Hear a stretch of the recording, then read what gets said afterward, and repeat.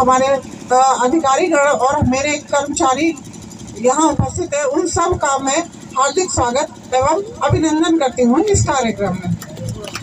साथ थोड़ा सा समय मेरा बीते, क्योंकि ये पहली बार एटा में ऐसा अवसर मुझे यहाँ मिला है जहाँ पर मैं सामने से जनता से, यानी जो हमारे कारीगर हैं माटी कला के, उनसे मैं आमने सामने। प्रदेश माटी कला बोर्ड का गठन सन 2018-19 में किया गया था और माटी कला बोर्ड का गठन करने का जो मेन उद्देश्य था वो ये था कि जो हमारी माटी कला की जो कारीगरी है, माटी कला के जो कारीगर हैं, जो माटी की एक मूल रूप से जो हमारी जो कलाकृतियाँ थी, है ना, वो धीरे धीरे क्या हुआ कि समय के साथ साथ वो लुप्त होती चली जा रही थी।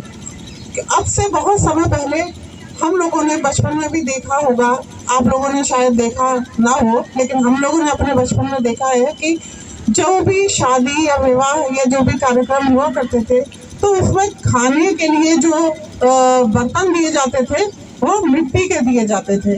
हम लोगों के घरों में भी जो हमारे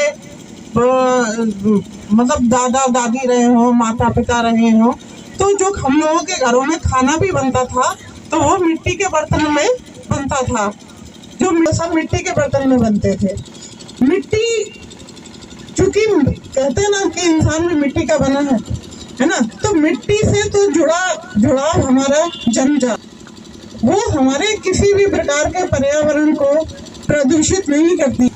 पकाया जाता है तो जो कोई चीज आग से निकल कर भट्टी में तप करके निकलती है तो क्या होती है, वो पूर्ण रूप से जम्स फ्री होती है, कीटाणु रहित होती है, वो किसी भी प्रकार का उसमें किसी भी तरह का कोई गंदगी नहीं होती है, बल्कि पूर्ण रूप से शुद्ध हो जाती है। कहते हैं ना तप कर सोना बन जाता है, तो ऐसे ही मिट्टी भी जब तप जाती है तो पूरी तरह से शुद्ध हो जाती है। और फिर जब हम उसमें बर्तन में इस समय उन कारीगरों को रोजगार देने के लिए, उनका उत्साहवर्धन करने के लिए और उनकी आर्थिक जो स्तर है उसको ऊंचा उठाने के लिए भी जो है वो हम मिट्टी के बर्तनों का उपयोग करेंगे।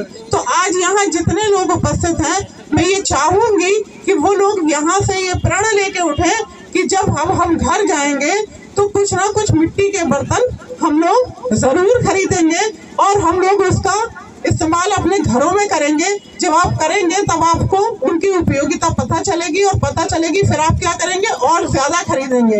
अपने साथ साथ आप दूसरे लोगों को भी ये बताइए। इस जागरूकता शिविर को सिर्फ यहाँ तक नहीं सीमित करना है, जागरूकता शिविर को यहाँ से आपको बाहर जाके और लोगों को भी बताना है कि भाई देखिए मिट्टी के बर्तन अगर आप इस्तेमाल करेंगे तो हमारे स्वास्थ्य के लिए तो अच्छे रहेंगे ही रहेंगे, हमारे पर्यावरण के लिए भी अच्छे रहेंगे। क्यों? क्योंकि प्लास्टिक जो है वो बहुत जो हमारा नाली वगैरह होती है, नाले होते हैं, ये सबको प्लास्टिक चॉक कर देता है।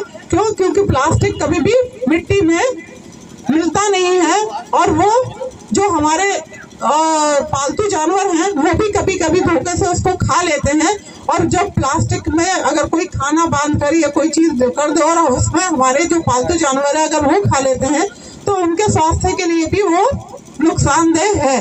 इसलिए न केवल हमारे लिए बल्कि हमारे समाज के लिए, हमारे पर्यावरण के लिए, हमारे और जो भी प्राणी हैं उन सब के लिए जब हम मिट्टी के बर्तन इस्तेमाल करेंगे तो प्रत्यक्ष या अप्रत्यक्ष रूप से उसका लाभ सभी को होगा। और अब मैं आप लोगों का ज़्यादा समय नहीं लूँगा। आप 11 बजे से बैठे हैं, अब वो घड़ी आ गई है, वो समय आ गया है कि हम आज के हमारे मुख्य अतिथि माननीय विधायक सदर, उनका आशीर्वाद लेने के लिए मैं उनसे अनुरोध करूँगा कि सर माटी के प्रति हम किस तरीके से अपने जो लोग हैं उनको उसमें रुचि कैसे बढ़े, और सर हमारे जो पलायन कर रहे माटी कला के जो कारीगर हैं उनको हम कैसे गांव में ही उनका रोजगार बना रहे और उनके आय के स्रोत बढ़े।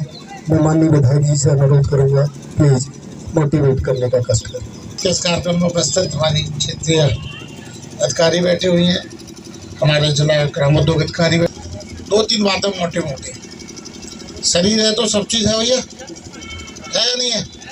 तो 2-3 चीज़ें हैं। खाना पकाने का काम बहुत पुराने समय से अब तक चल रहा है, और जब आप सर्च करेंगे सबसे अच्छी पकाने की विधि में कौन सा मटेरियल बढ़िया होता है, तो आप पाएंगे कि प्लास्टिक तो सबसे है ही नहीं, उसमें कोई विषय ही नहीं है।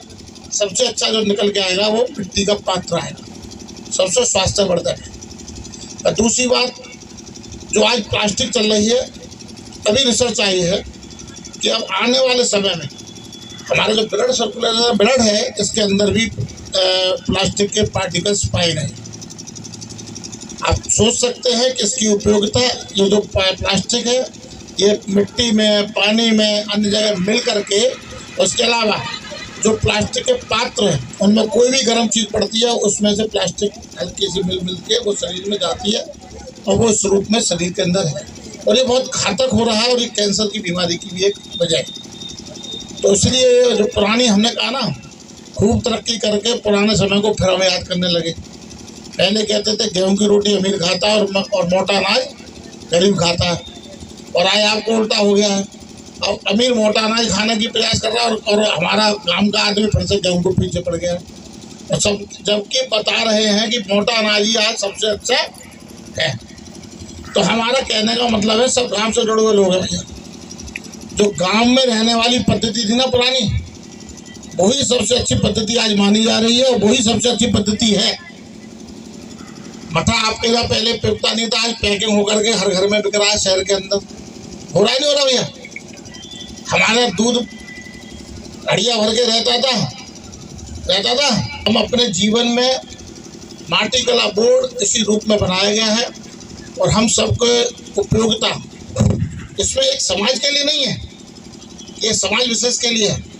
इसमें जो भी लोग अपना परंपरागत रूप से बर्तन बना सकते हैं, मिट्टी का बना सकते हैं, वो सब उपयोग लें। और आज ये पुरानी दावत को मानेंगे, कौन सी वाली होती थी भैया? सगोरा वाली दावत क्या होती थी?